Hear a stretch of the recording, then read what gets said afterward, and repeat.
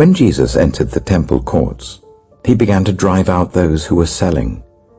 "It is written," he said to them, "My house will be a house of prayer, but you have made it a den of robbers."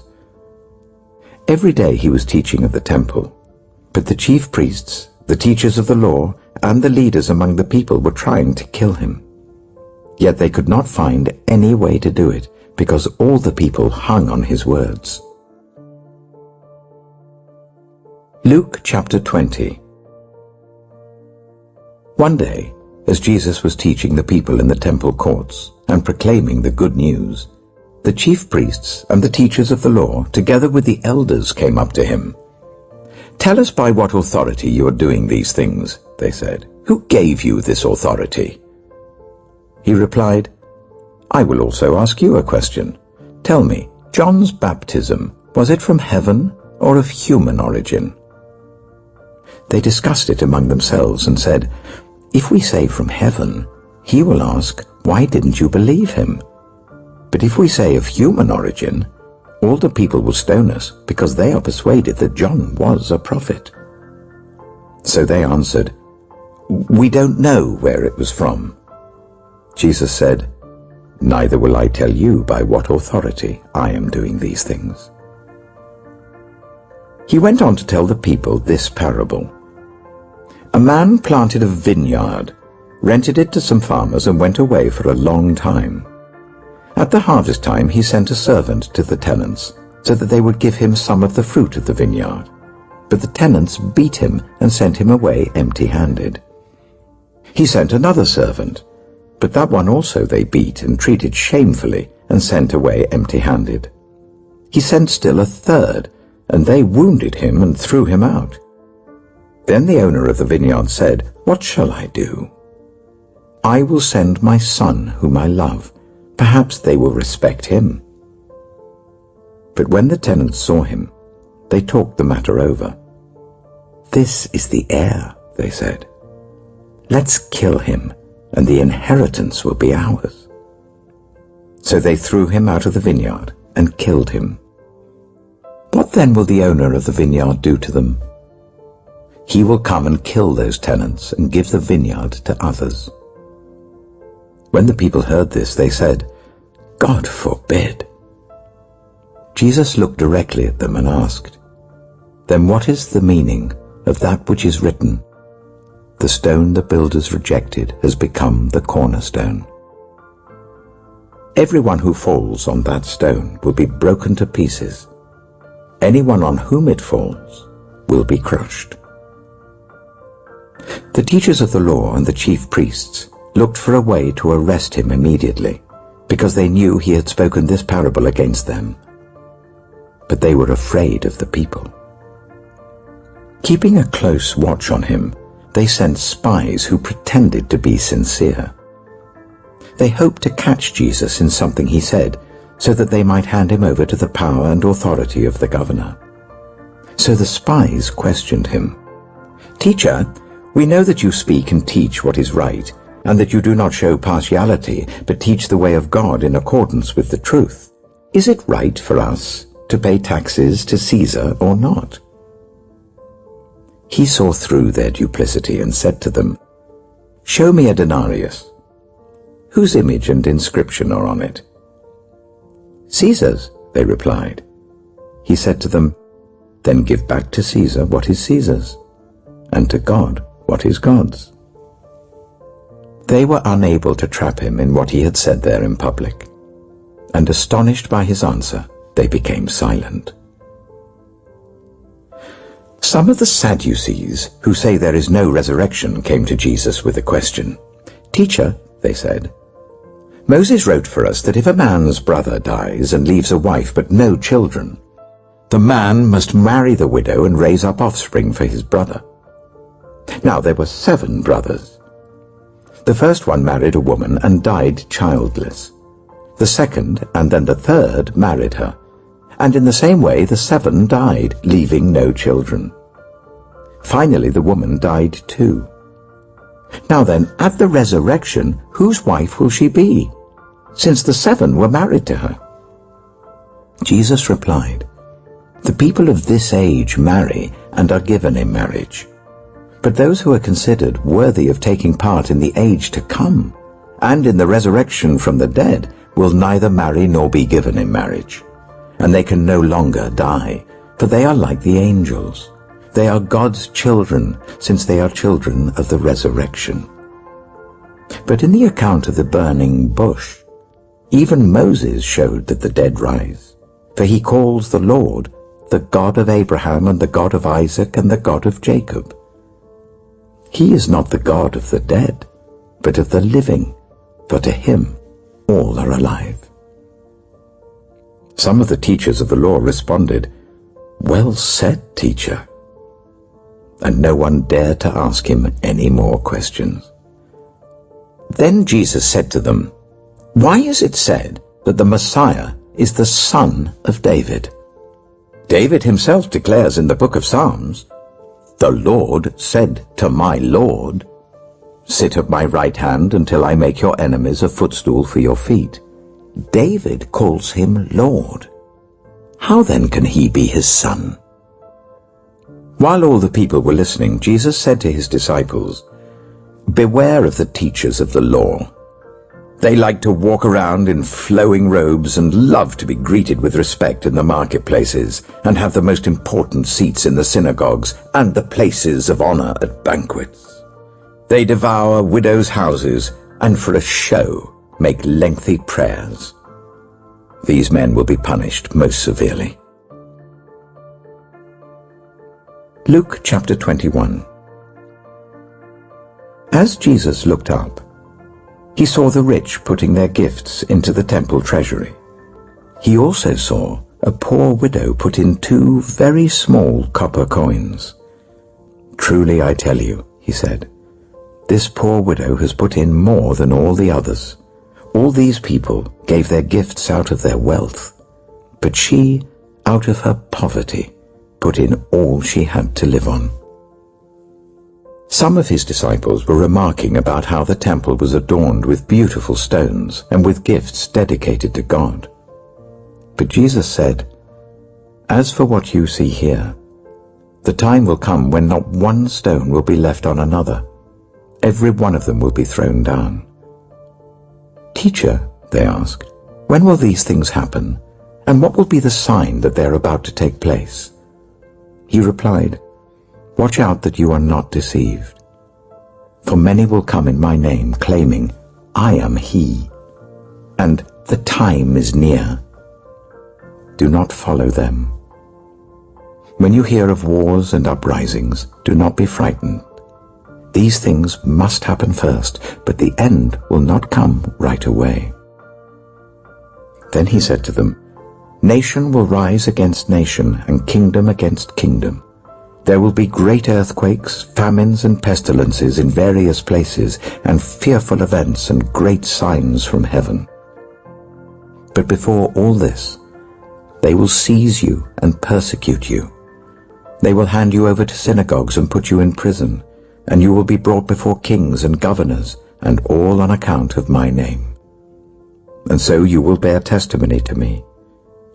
But make up your mind not to worry beforehand how you will defend yourselves, for I will give you words and wisdom that none of your adversaries will be able to resist or contradict.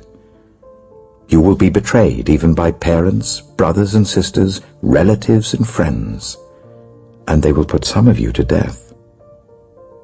Everyone will hate you because of me, but not a hair of your head will perish. Stand firm, and you will win life. When you see Jerusalem being surrounded by armies, you will know that its desolation is near. Then let those who are in Judea flee to the mountains. Let those in the city get out, and let those in the country not enter the city. For this is the time of punishment, in fulfillment of all that has been written. How dreadful it will be in those days for pregnant women and nursing mothers. There will be great distress in the land, and wrath against this people. They will fall by the sword, and will be taken as prisoners to all the nations. Jerusalem will be trampled on by the Gentiles, until the times of the Gentiles are fulfilled. There will be signs in the sun, moon, and stars. On the earth, nations will be in anguish and perplexity at the roaring and tossing of the sea. People will faint from terror, apprehensive of what is coming on the world, for the heavenly bodies will be shaken. At that time, they will see the Son of Man coming in a cloud with power and great glory. When these things begin to take place, stand up and lift up your heads, because your redemption is drawing near. He told them this parable. Look at the fig tree and all the trees. When they sprout leaves, you can see for yourselves and know that summer is near. Even so, when you see these things happening, you know that the kingdom of God is near. Truly I tell you, this generation will certainly not pass away until all these things have happened. Heaven and earth will pass away, but my words will never pass away. Be careful, or your hearts will be weighed down with carousing, drunkenness, and the anxieties of life, and that day will close on you suddenly like a trap. For it will come on all those who live on the face of the whole earth. Be always on the watch, and pray that you may be able to escape all that is about to happen, and that you may be able to stand before the Son of Man. Each day Jesus was teaching at the temple, and each evening he went out to spend the night on the hill called the Mount of Olives, and all the people came early in the morning to hear him at the temple. Luke chapter 22. Now the feast of the unleavened bread, called the Passover, was approaching, and the chief priests and the teachers of the law were looking for some way to get rid of Jesus, for they were afraid of the people. Then Satan entered Judas, called Iscariot, one of the 12. And Judas went to the chief priests and the officers of the temple guard, and discussed with them how he might betray Jesus. They were delighted, and agreed to give him money.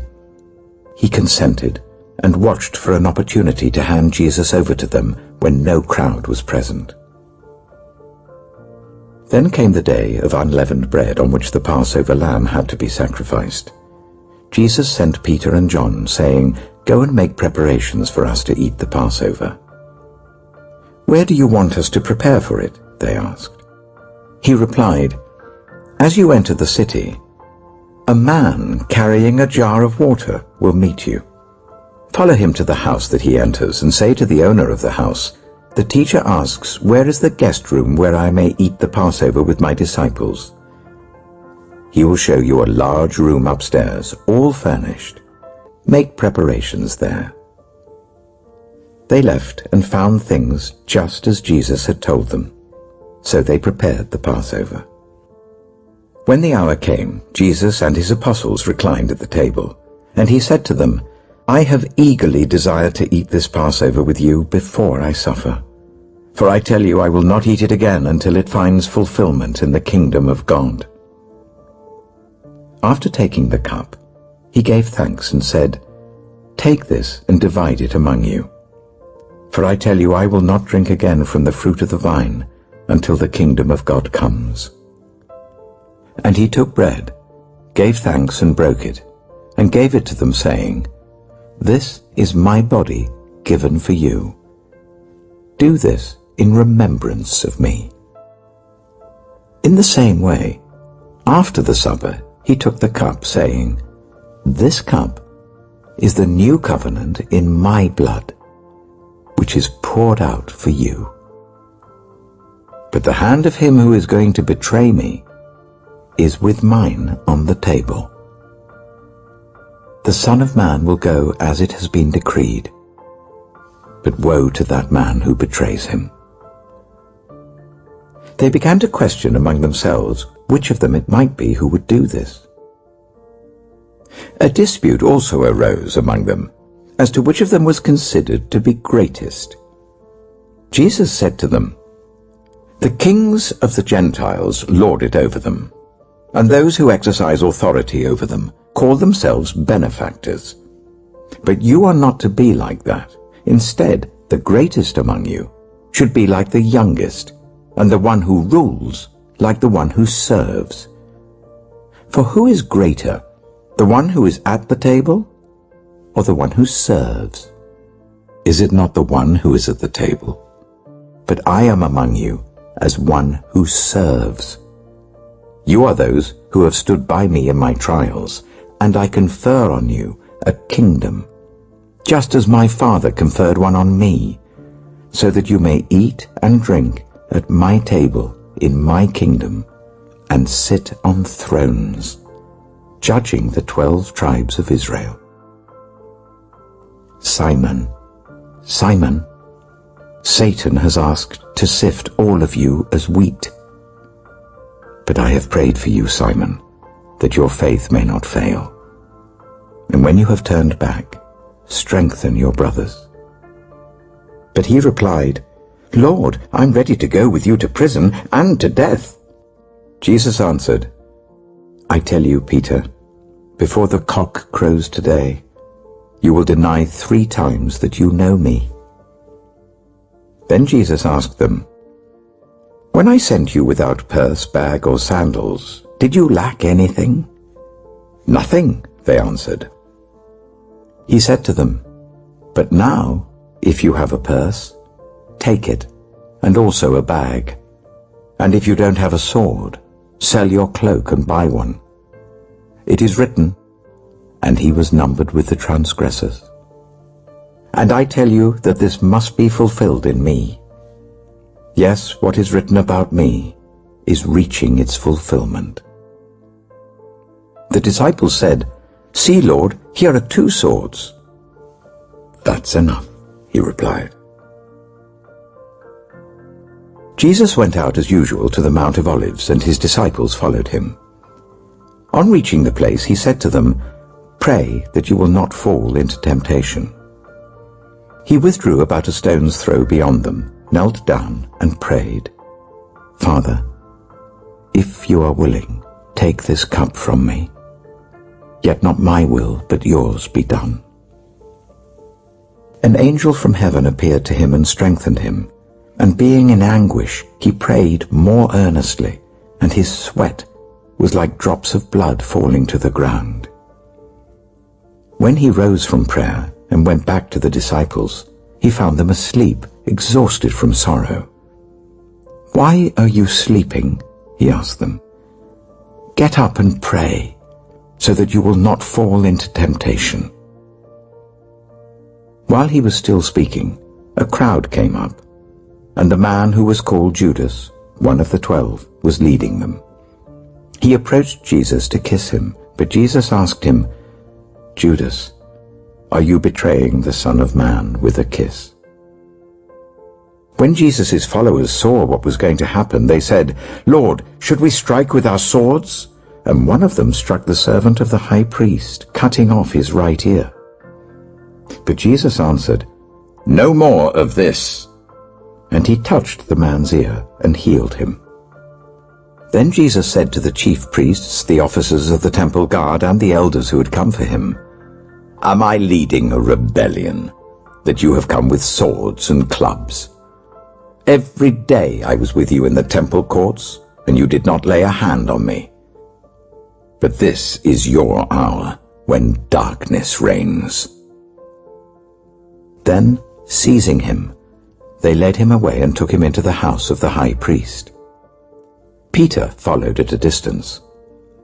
And when some there had kindled a fire in the middle of the courtyard and had sat down together, Peter sat down with them.